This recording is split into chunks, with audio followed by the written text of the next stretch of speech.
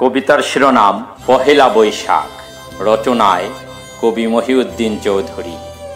রচনাকাল 13/4/2021 খ্রিস্টাব্দ। বছর ঘুরেই এলো যে নতুন খাতা, দোকানে দোকানেই হাল খাতা। ভূমি অফিসে খাজনার খাতা, পহেলা বৈশাখের বাস্তবতা।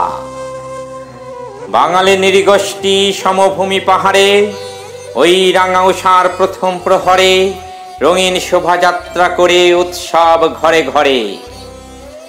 খাবারের আয়োজনের ভিন্নতা, কাঁচামরিচ আর ইলিশ পান্তা। উন্নত খাবারেই বাস্তবতা, নতুন পোশাকে ভদ্রতা। শহরে গ্রামেই বাঙালি শোভাযাত্রা, কোথাও উলুধ্বনি শোভাযাত্রা।